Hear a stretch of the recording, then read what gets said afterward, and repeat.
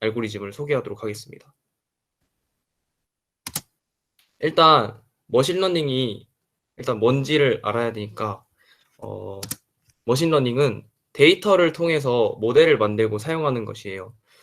주어진 데이터로 모델을 구축하고 새로운 데이터에 만들어진 모델을 적용해서 예측하는 것을 말하는데, 이렇게 어렵게 설명을 하면 다들 무슨 소린지 못 알아들으실 것 같아서 좀 풀어서 설명을 해드리겠습니다.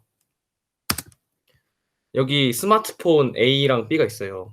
그러니까 A는 이제 가격이 120만 원인데 B는 가격이 80만 원이에요. 근데 이제 가격만 보면은 더 싼 B를 선택을 하게 되겠죠. 하지만 이렇게 조건이 더 추가가 되면은 속도가 2.7Hz인데도 이제 가격이 비싼데도 저희는 속도를 더 중요시해서 그 A를 선택을 할 수도 있고, 그리고 이제 가격만을 더 신중하게 선택을 해서 B를 선택을 할 수도 있어요. 그리고 이렇게 더 많은 조건들이 주어지게 되면은 저희는 좀 선택을 하는 데 있어서 어려움을 느끼게 됩니다. 그래서 이러한 데이터들을 이제 기계를 학습을 시켜서 그 기계를 통해서 그 예측을 하게 한 다음에 우리가 더 나은 결정을 하게 하는 과정이 바로 머신러닝이라고 할 수 있겠습니다. 그럼 모델은 뭘까요? 모델은 다양한 변수 간의 수학적 관계를 표현한 것인데요. 이거를 좀 설명을 하자면, 일단은 과학자가 이제 연구를 해요. 이제 과학자가 이제 그 현상을 설명할 수 있는 이유를 가설이라고 합시다. 그런 이유를 추측하는 것을 가설이라고 하면, 그 가설을 검증하기 위해서 여러 가지 실험을 진행을 합니다. 실험 결과 도출을 해서 이제 가설에 모순이 없다면 이론으로 인정을 하고, 그리고 이 이론은 판단력의 다른 이름이라고 할 수 있어요.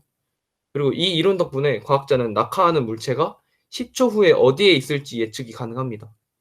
머신러닝은 판단력을 이제 기계에게 부여하는 기술이라고 할 수 있는데요. 그리고 이 판단력은 모델이라고 합니다.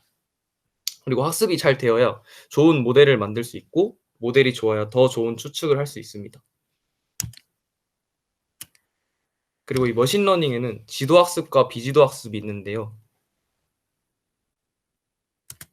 지도학습은 학습에 사용할 데이터에 정답이 포함되어 있는 것이고, 그리고 과거의 데이터로부터 학습해서 결과를 예측하는 데 주로 사용을 합니다. 그리고 비지도학습은 정답이 포함되어 있지 않은 지도학습에 포함되지 않은 방법들을 말합니다.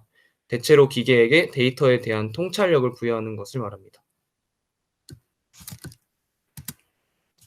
그리고 우리는 오늘 이 지도학습을 통해서 레모네이드 판매를 예측하는 실습을 일단은 진행을 하진 않고 일단은 PPT로 소개를 해드릴 거예요. 그리고 이건 과제로 나갈 거고, 이 실습에서 사용할 거는 이제 파이썬 기반 라이브러리 텐서플로우인데, 텐서플로우는 구글에서 공개한 라이브러리인데 일반인들도 머신러닝 기능을 사용할 수 있도록 만들어 놓은 것이에요. 가장 널리 알려지고 사용되는 라이브러리라고 합니다. 그리고 이 텐서플로우를 사용해서 회귀 모델을 사용해서 레모네이드 판매량을 예측해 보려고 합니다. 일단은 텐서플로우 라이브러리를 설치를 합니다. 그 다음 텐서플로우 판다스 라이브러리를 사용을 해서 온도가 이제 판매량에 미치는 영향을 계산을 해서 이제 모델을 만들어서 예측을 해보려고 합니다.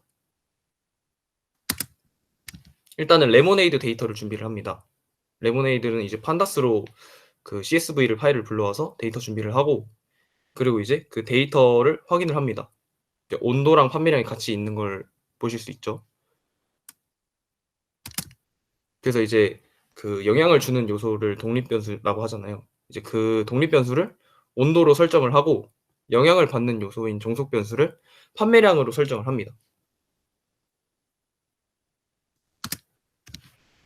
그래서 이제 온도에 따른 판매량을 저희가 예측을 할 건데, 이 텐서플로우를 사용을 해서 모델의 구조를 먼저 만들어 놉니다.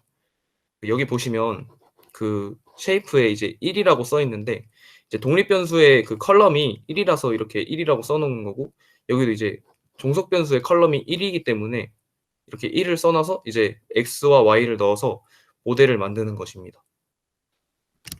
그리고 이제 모델을 만든 후 모델 학습을 시킵니다. 여기 보이는 이 fx라는 것은 그 모델을 학습을 몇 번을 시킬지를 하는 건데, 여기는 이제 로스라는 것인데, 로스는 예측값과 결과의 차에 이제 제곱을 한 것의 평균을 말합니다.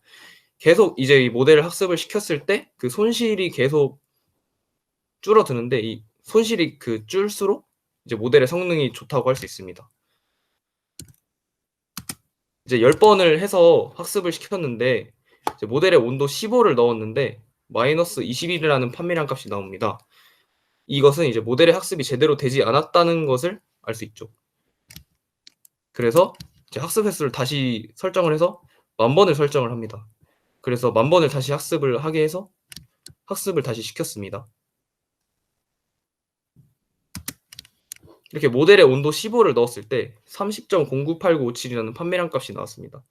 이것으로 봤을 때 이제 모델의 학습이 어느 정도 잘 되었다는 것을 볼 수 있습니다. 이제 다음은 KNN인데요. KNN은 이제 가장 단순한 예측 모델 중 하나인데, 새로운 데이터가 주어졌을 때 기존 데이터 가운데에서 이제 가장 가까운 K개 이웃의 정보로 새로운 데이터를 예측하는 방법입니다. 이제 K는 이제 이웃의 수를 의미합니다. KNN의 예시인데요. K의 개수를 이제 1개라고 설정을 했을 때 여기 가장 가까이 있는 게 동그라미니까 이제 동그라미라고 판단을 합니다. 하지만 이제 K의 개수를 5개라고 설정했을 때 여기 보시면 이제 세모가 4개가 있고 동그라미가 하나가 있을 때 K의 개수가 이제 5개일 때 세모의 개수가 더 많으므로 물음표는 이제 세모라고 판단을 합니다. 하지만 이렇게 이웃의 개수가 이렇게 같잖아요. 그리고 이제 K의 값을 4개로 설정을 했을 때는 세모도 2개고 이제 동그라미도 2개니까 무엇으로 판단을 해야 될지 모르니까 이제 거리의 가중치를 두는 것입니다. 거리의 가중치를 더 두었을 때 이제 더 가까운 것은 세모니까 물음표를 세모로 판단을 하는 거죠. 그래서 거리의 가중치를 두어서 더 가까운 거리에 있는 이웃으로 판단을 하게 됩니다. 그렇다면 이제 K의 값은 어떻게 정해야 할까요?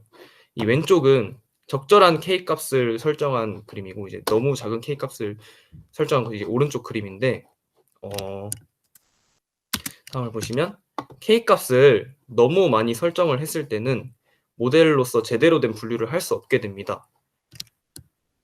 보시면 이제 제대로 이렇게 분류가 됐다고는 볼 수가 없는 모델입니다.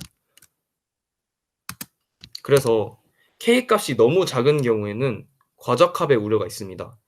이상치의 영향을 너무 많이 받고, K 값이 오히려 너무 또 큰 경우에는 데이터 구조 파악이 어려워집니다. 디테일을 놓치게 되고 모델의 정확성이 떨어지게 됩니다. 그래서 이 K 값을 설정할 때는 학습 데이터와 검증 데이터를 통해서 예측률이 높은 K 값을 선정해야 한다고 할 수 있습니다. 오늘 강의는 이게 끝입니다.